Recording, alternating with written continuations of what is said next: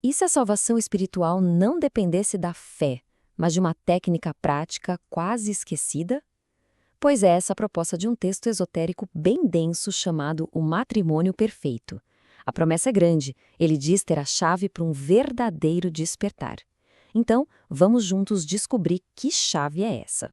O livro já começa com uma afirmação assim, bem ousada, a de que existe um segredo oculto, o grande arcano. Mas olha, não estamos falando de poder no mundo material. A ideia aqui é a chave definitiva para a transformação espiritual, um conhecimento que, segundo o autor, ficou escondido da humanidade por séculos. Para a gente entender essa doutrina, vamos seguir um roteiro em 5 partes. Primeiro, por que esse segredo seria tão crucial? Depois, qual é o diagnóstico que o livro faz da nossa condição? Aí, a gente entra na solução, bem surpreendente, que ele propõe. Vamos ver como tudo isso se encaixa numa batalha cósmica. E, por fim, por que esse caminho é tido como tão difícil?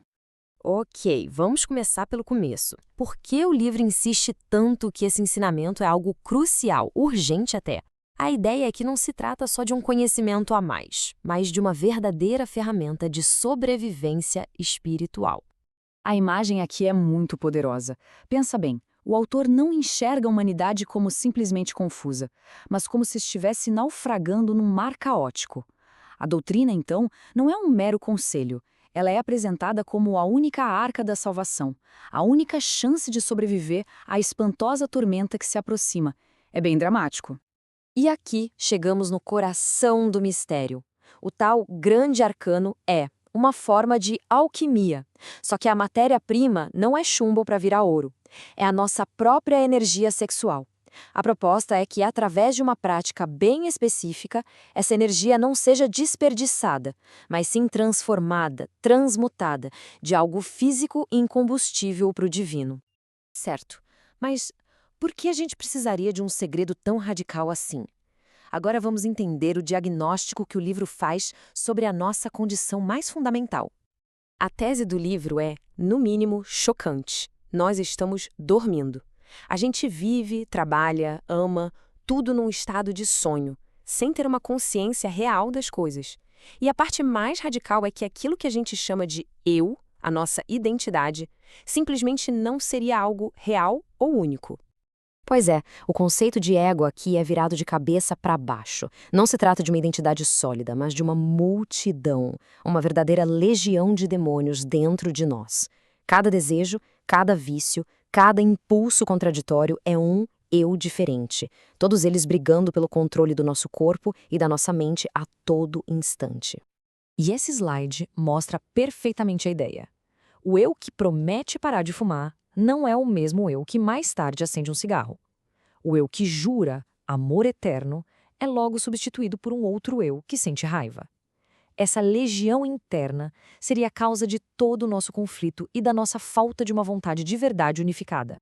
Bom, se o problema é essa legião interior e a consciência adormecida, qual a solução? Agora, o livro apresenta a sua proposta. E é aqui que a coisa toda fica ainda mais radical e, claro, controversa. O contraste aqui é total. De um lado, o ato sexual, como a gente conhece, que segundo o livro leva à perda de energia vital. Do outro, a chamada magia sexual, onde o ponto principal é justamente a ausência do orgasmo.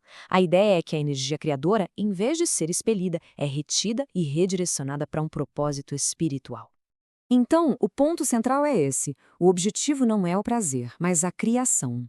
Essa energia que foi transmutada vira matéria-prima para construir o que o texto chama de veículos internos, uma espécie de corpo sutil. E é através desse processo que se forjaria uma alma individual, permanente, algo que o livro afirma que a gente não tem quando nasce. Agora vamos ampliar um pouco a nossa visão. Essa prática pessoal não acontece no vácuo, não. Ela faz parte de uma cosmologia gigantesca, dualista, uma verdadeira batalha entre luz e trevas.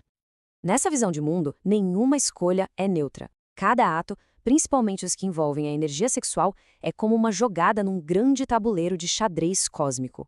A mesmíssima energia pode nos levar para a luz ou pode nos afundar, fortalecendo a escuridão dentro da gente e no universo. E o símbolo principal para ilustrar isso é a serpente. A serpente de fogo, ou Kundalini, quando sobe pela coluna vertebral, é o caminho da divindade.